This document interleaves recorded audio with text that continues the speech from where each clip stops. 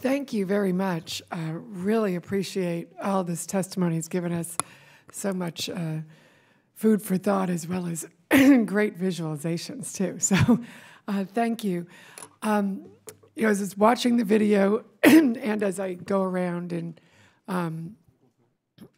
you know, talk to businesses as well as our schools, we know it's always a challenge to get more young women involved and engaged and stay in, as well as, you know, underserved populations and minorities. So I think a lot of what you've talked about here really addresses some of that too.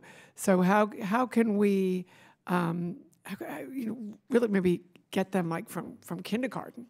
I know in my district we have a children's science museum that is stood up and now is going to expand. And that's where my 3-year-old granddaughter loves to spend like every waking moment. And I've been in kindergarten classes now where they're coding. And, you know, so you see the little, so there's no daylight. Everybody's in there. And what some of our schools that have like the highest, so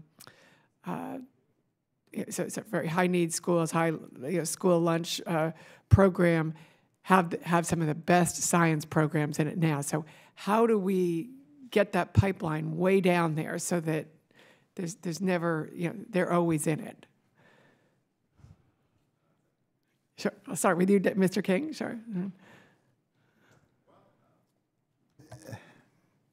And that's focusing more on the interest, right? To keep them. Yes. Yeah.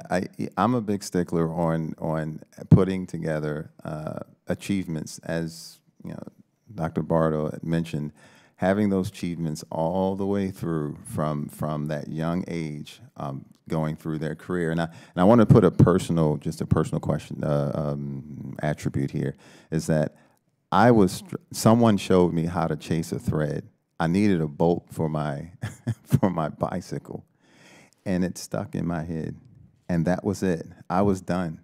The rest of my career, I knew exactly what I wanted to do. I wanted to be a part. I changed everything about my perception of college and how it would go through.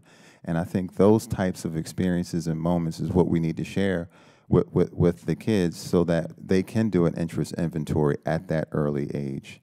And with that interest inventory, it leads you out to your career, and it's a true career, not something that's being pressured by what others say. It's about what you actually enjoy doing. So it's with those young children, instead of maybe daddy comes in and does something for the little girl, that they actually walk them through it. Yeah. And say, you can do it too. Absolutely, Annie. But then you have those underserved communities where they don't have that father, or they don't have that mother to show them. And that's where mentoring becomes an important piece. And so that's why I've dedicated over 10 years of my life mentoring individuals that have that gap, so that they can get the same experience. It's just not through their biological. Right. And Dr. Bardo? If I might, please. One of the things that we know is that we lose a lot of girls in middle school. And so really encouraging college women to spend time with girls in middle school is a big deal because it gives them a role model. It shows them you can be a normal girl and major in a STEM area. If you look, many of the new areas, particularly in engineering, are becoming more female-centered. Bioengineering, we're seeing a lot more women interested in. And part of the sales there is you can make a difference in people's lives. And so it becomes, you know, yes, it's math, yes, it's engineering, but at the end of the day, I can make a difference in people's lives. The other thing that we're experimenting with are half-credit-hour badges. We know that a mother of 3 who's trying to hold down 2 jobs isn't likely to be able to make a 15-week course. So what we've done is break down many of our areas into half credits that take about a week and a half to do. And you can probably figure out how to get a babysitter, how to make things work. And that allows you to inch in. So we're pretty excited about that. Oh, that is great. And then also with, you know, I have a young woman's leadership program, and one of the things we try and do with the young people is get them into a workplace setting. Like I know, you know, my mom was a teacher, my dad was an engineer, but he was sales. So I never was in those type of job settings. Like, you know, I wasn't in a hospital, I wasn't in a, you know, a manufacturing plant. A lot of these places where you just don't understand what goes on there. So I think what I love about the mentoring programs and doing this is you're really getting kids in there and making sure we can get them to get some experience and see themselves in a workplace and see the whole path around them and the kind of environment they would be in. And I would think, particularly with an underserved population that might not have that experience where mom or dad is taking them to a workplace that, is like this.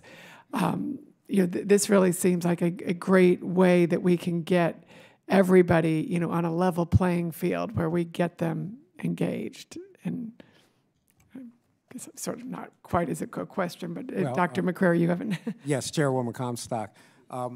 One other way that we've been able to successfully do that is engage the technical professional societies who have engaged with students at a very early age. So, for example, we worked in a program a few years ago with the American Chemical Society, the National Organization of Professional Advancement of Black Chemists and Chemical Engineers, and parents very early on. What happens when your young daughter says, I'm interested in becoming a chemist or becoming a chemical engineer? And so get those societies working very early, particularly the minority technical societies like Society of Hispanic Engineers, SOCNAS, Society of Women Engineers. Many of these national organizations have chapters throughout the country that are working at the K through 12 level and at the same time offering workspace opportunities, as you mentioned, bringing people in chemical plants and engineering places and exposing them to them, students to them. So those type of programs are strongly encouraged. Great. Okay, and I will now recognize Ms. Bonamici for 5 minutes. Thank you, Chair